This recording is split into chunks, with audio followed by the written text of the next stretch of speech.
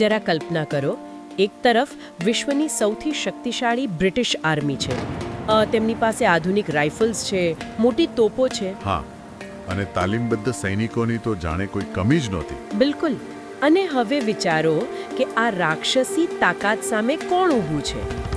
એક માત્ર 25 વર્ષનો યુવાન. માત્ર 25 વર્ષનો?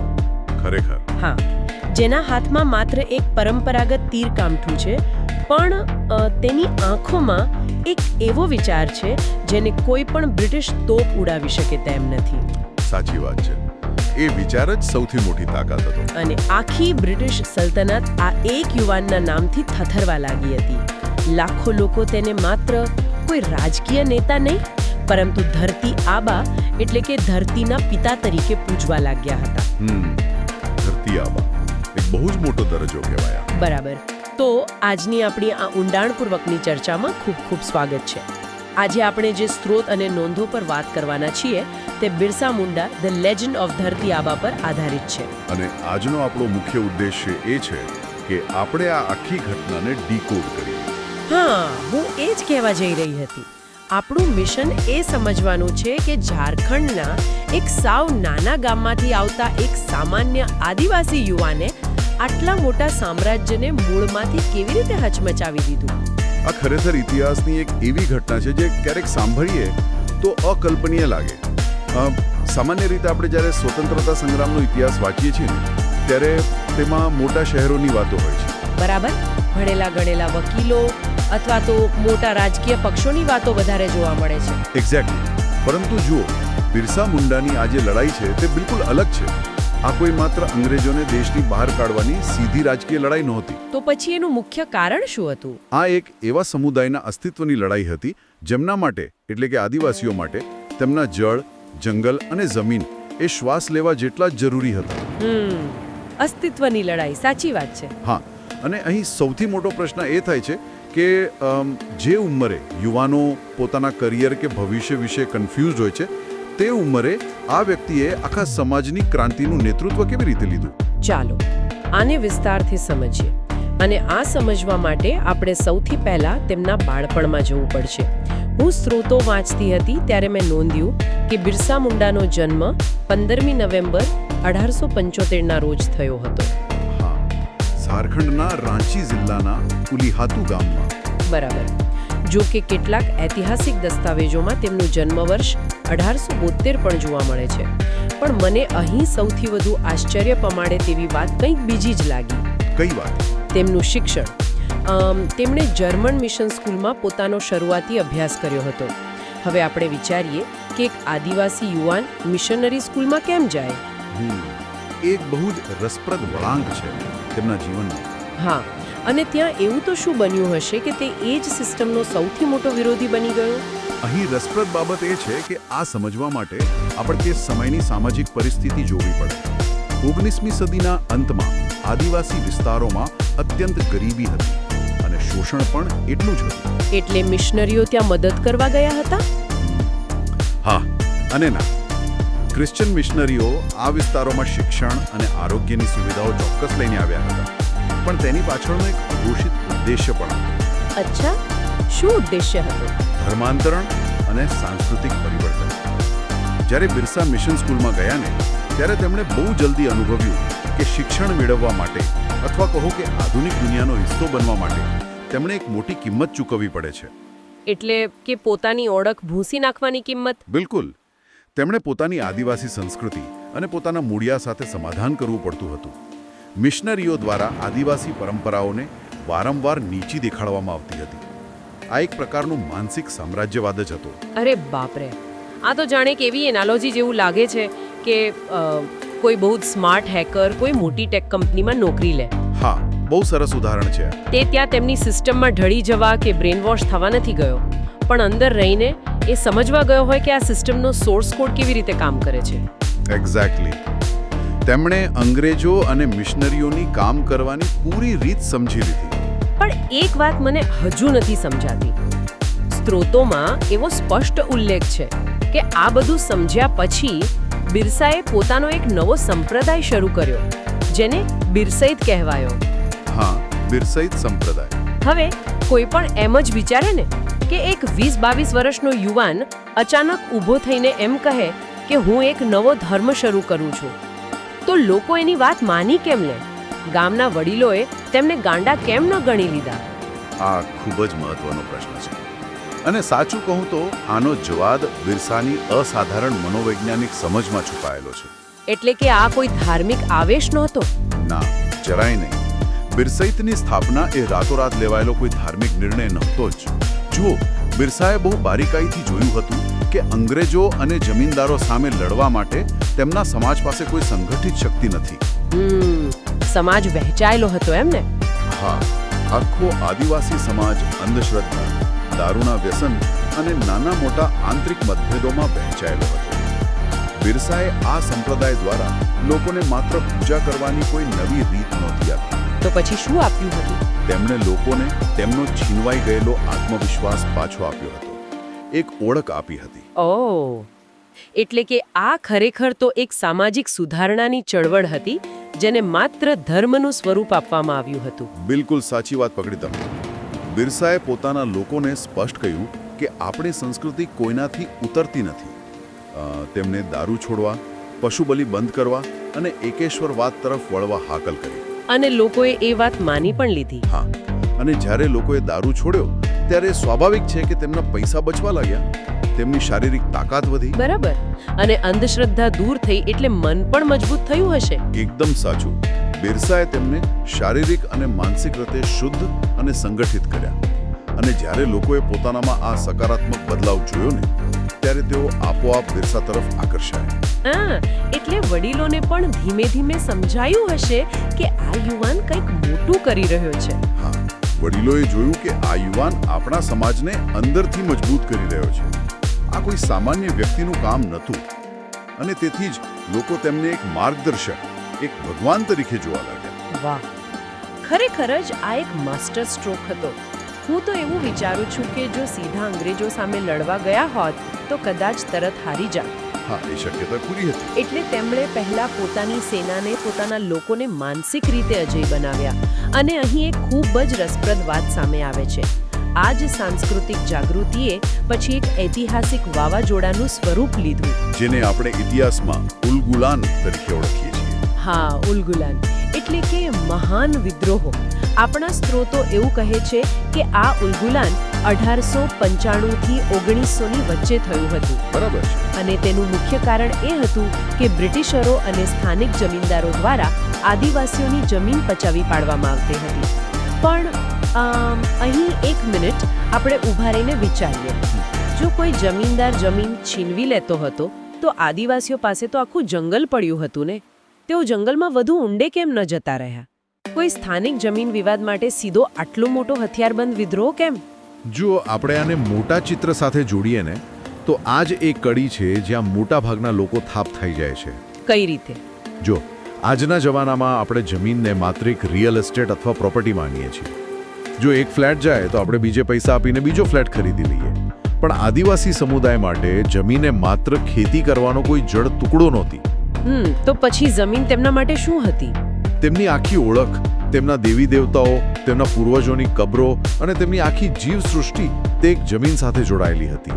અને બ્રિટિશરોએ ભારતમાં આવીને પેલી પરમેનન્ટ સેટલમેન્ટ અને જમીનદારી પ્રથા લાગુ કરી દીધી. ઓહ, એટલે નવી સિસ્ટમ લાવી દીધી. હા, તેમણે દીકુ એટલે કે જેઓ બહારથી આવેલા લોકો હતા તેમને આદિવાસી વિસ્તારોના જમીનદાર બનાવી દીધા. હવે આ નવા જમીનદારો રોકડમાં કર માંગતા હતા. રોકડમાં? પણ આદિવાસીઓ પાસે રોકડ ક્યાંથી હોય? તેઓ તો જંગલની પેદાશો પર નભતા હતા. બરાબર. પરિણામે તેઓ દેવાળિયા બનવા લાગ્યા અને પોતાની જ જમીન પર સાવ મજૂર બની ગયા. અરે બાપ રે! એટલે કે જે જમીન પર સદીઓથી તેમનો અધિકાર હતો ત્યાં જ તેમને ગુલામ બનાવી દેવામાં આવ્યા. હા, આ એક બહુ મોટી ટ્રેજેડી હતી. પણ મારો પ્રશ્ન એ જ છે કે જો તેઓ જંગલમાં જતા રહે તો શું? બ્રિટિશરો તો જંગલના કાયદા પણ લાવ્યા હતા ને. હા, અને એ જ તો સૌથી મોટો ફટકો હતો. બ્રિટિશરોને રેલવેના પાટા નાખવા માટે પુષ્કળ લાકડાની જરૂર હતી. અચ્છા, એટલે તેમણે જંગલો પર કબજો જમાવ્યો. બિલકુલ. તેમણે જંગલના કાયદાઓ બનાવીને આદિવાસીઓનો જંગલ પરનો જે પરંપરાગત અધિકાર હતો ને એ જ છીનવી લીધો. જે આદિવાસીઓ સદીઓથી જંગલમાંથી લાકડા વીણતા તેમના માટે હવે એ જંગલમાંથી એક નાનું લાકડું ઉપાડવું પણ ગુનો બની ગયો. આ તો ખરેખર અત્યાચારની ચરમસીમા કહેવાય. હા, અને બિરસા મુંડાએ આ આખી સિસ્ટમની ડિઝાઇન બહુ સારી રીતે સમજી લીધી હતી. તેમણે જોયું કે આ જમીનદારો તો માત્ર મોહરા છે. રહી છે એમ ને? બિલકુલ. આદિવાસીઓને કાયદાની જાળમાં ફસાવીને તેમનું અસ્તિત્વ જ ભૂસી નાખવાનું આ એક મોટું ષડયંત્ર છે એ વાત બિરસા સમજી ગયા હતા. એટલે જ આ ઉલગુલાન એ માત્ર ગુસ્સો નહોતો, તે અસ્તિત્વ બચાવવા માટેની છેલ્લી અને અનિવાર્ય લડાઈ હતી. આ બધું સાંભળીને ખરેખર રૂવાડા ઊભા થઈ જાય છે. હું વિચારું છું કે જ્યારે કાયદો જ તમારો શિકાર કરવા માટે બનાવવામાં આવ્યો હોય ત્યારે એ કાયદાનું પાલન કરવું એ તો આત્મહત્યા સમાન જ બની જાય ને. 100% સાચી વાત. અને કદાચ આ જ વૈચારિક સ્પષ્ટતાને કારણે ઓગસ્ટ 1897માં બિરસા મુંડા અને તેમના સાથીઓએ ખોટી થાણા પર ઐતિહાસિક હુમલો કર્યો. સ્ત્રોતો તો એવું પણ દર્શાવે છે કે 1898માં તાંગા નદીના કિનારે અંગ્રેજ સેના અને આદિવાસીઓ વચ્ચે ભીષણ યુદ્ધ થયું હતું. હા, એ યુદ્ધ બહુ જ ભયાનક હતું. પણ જરા એ દ્રશ્યની કલ્પના કરો. એક બાજુ બ્રિટિશ આર્મી છે જે પોતાની અત્યાધુનિક રાઇફલો ધણધણાવી રહી છે અને બીજી બાજુ જંગલના આ પુત્રો છે જેઓ પોતાના માત્ર પરંપરાગત તીર કામઠા અને કુહાડીઓ લઈને તેમની સામે છાતી કાઢીને દોડી રહ્યા છે. એકદમ અસમાન યુદ્ધ હતું આ. હા, આ તો એકદમ પેલા ડેવિડ વિરુદ્ધ ગોલિયાથની કથા જેવું જ છે. કઈ વસ્તુ તેમને આટલી હિંમત આપતી રહેશે કે તેઓ સીધા બંદૂકની ગોળીઓ સામે દોડી જતા હતા? જુઓ, તે હિંમત આવતી હતી પોતાની ઓળખ અને પોતાના ભગવાન પ્રત્યેની અતૂટ શ્રદ્ધામાંથી. એટલે કે બિરસા મુંડા પ્રત્યેની શ્રદ્ધામાં. હા, બિરસા મુંડાએ તેમનામાં એક એવો અગ્નિ પ્રગટાવ્યો હતો કે તેમનામાંથી મૃત્યુનો ડર જ ગાયબ થઈ ગયો. અને હા, તેમણે ગેરિલા વોરફેર એટલે કે છાપામાર યુદ્ધ પદ્ધતિનો બહુ અદ્ભુત ઉપયોગ કર્યો. અચ્છા, છાપામાર યુદ્ધ એટલે સંતાઈને હુમલો કરવો. બરાબર. તેઓ જંગલના ખૂણે ખૂણાથી વાકેફ હતા. રાતોરાત અચાનક હુમલો કરવો અને પછી જંગલની ગીચતામાં ગાયબ થઈ જવું, એ જ તેમની સાચી તાકાત હતી. તો શરૂઆતમાં બ્રિટિશ સેના પણ આ રણનીતિ સામે હારી ગઈ હશે. બિલકુલ વામણી પુરવાર થઈ હતી અંગ્રેજ સેના. તેમને સમજાતું જ નહોતું કે આ લોકો ક્યાંથી આવે છે અને ક્યાં ગાયબ થઈ જાય છે. વાહ. પણ આખરે હથિયારોની અસમાનતા તો હતી જ. બ્રિટિશરોની અખૂટ તાકાત સામે આ યુદ્ધ લાંબો સમય ટકી શકે તેમ નહોતું. ડોબારીબુરુ નામની ટેકરી પર જે હત્યાકાંડ થયો ને તે જલિયાવાલા બાગથી જરાય ઓછો ભયાનક નહોતો. શું વાત કરો છો? હા, બ્રિટિશરોએ એટલી ક્રૂરતા દાખવી કે સ્ત્રીઓ કે બાળકો કોઈને પણ નહોતા છોડ્યા. અરે રે, એ કેટલી ભયાનક અને કાળજુ ચીરી નાખે તેવી ઘટના હશે. અને અંતે શું થયું? અંતે દગાથી અને અંગ્રેજોની જાસૂસી જાળના કારણે બિરસા મુંડાની ધરપકડ કરવામાં આવી. હા, મેં વાંચ્યું છે કે 3 ફેબ્રુઆરી 1900ના રોજ તેઓ પકડાયા અને રાંચીની જેલમાં તેમને પૂરવામાં આવ્યા. બરાબર. અને પછી 9મી જૂન 1900ના રોજ રાંચી જેલમાં જ રહસ્યમય સંજોગોમાં તેમનું મૃત્યુ થયું. એ વખતે તેમની ઉંમર માંડ 24 કે 25 વર્ષની હતી. માત્ર 25 વર્ષ. અંગ્રેજોએ સત્તાવાર રીતે એવું જાહેર કર્યું કે તેમનું મૃત્યુ કોલેરાની બીમારીથી થયું છે. હા, પણ એમાં કેટલી સચ્ચાઈ છે એ આપણે સૌ જાણીએ છીએ. બિલકુલ. ઇતિહાસકારો અને આજના સ્ત્રોતો પણ સ્પષ્ટપણે માને છે કે આ કોઈ બીમારી નહોતી, પરંતુ ધીમું ઝેર આપીને કરવામાં આવેલી હત્યા જ હતી. અને તેનું કારણ એ હતું કે બ્રિટિશરો બિરસા મુંડાથી એટલા બધા ડરતા હતા કે તેઓ ખુલ્લામાં ફાંસી આપવાની હિંમત પણ નહોતા કરી શકતા. ઓહ, એટલે તેમને બળવાનો ડર હતો. હા, તેમને પૂરો ડર હતો કે જો બિરસાને ફાંસી અપાશે તો આખો આદિવાસી પટ્ટો સળગી ઉઠશે. એટલે જેલમાં જ તેમનો રસ્તો ચૂપચાપ સાફ કરી દેવામાં આવ્યો. કેવું કાવતરું! પણ બ્રિટિશરો અહીં બહુ મોટી ભૂલ કરી બેઠા. તેમને એવું લાગ્યું કે એક વ્યક્તિને મારી નાખવાથી આ વિદ્રોહ શાંત થઈ જશે. પણ એવું તો ન જ થાય ને. બિલકુલ નહીં. કારણ કે બિરસા માત્ર એક વ્યક્તિ નહોતા રહ્યા, તેઓ એક વિચાર બની ચૂક્યા હતા. તેમના મૃત્યુએ તેમને કાયમ માટે અમર કરી દીધા. સાચી વાત છે. તેઓ લોકોના હૃદયમાં કાયમી સ્થાન પામ્યા. હા, અને તેમના બલિદાન પછી બ્રિટિશ સરકારે પણ ઝૂકવું જ પડ્યું. 1908માં તેમણે છોટા નાગપુર ટેનન્સી એક્ટ લાવવો પડ્યો. અચ્છા, આ એક્ટમાં શું હતું? આ એક્ટે આદિવાસીઓની જમીન અન્ય લોકો દ્વારા બચાવી પાડવા પર સખત પ્રતિબંધ મૂક્યો. એટલે કે આપણે કહી શકીએ કે બિરસાનું બલિદાન એળે નહોતું ગયું. વાહ, આ એક મોટી જીત હતી, પણ જેની કિંમત ખૂબ મોટી ચૂકવવી પડી હતી. હા, જીવ ગુમાવ્યો. તેમનું જીવન ભલે માત્ર 25 વર્ષનું રહ્યું, પણ તેમની વિરાસત આજે સદીઓ પછી પણ એટલી જ પ્રબળ છે.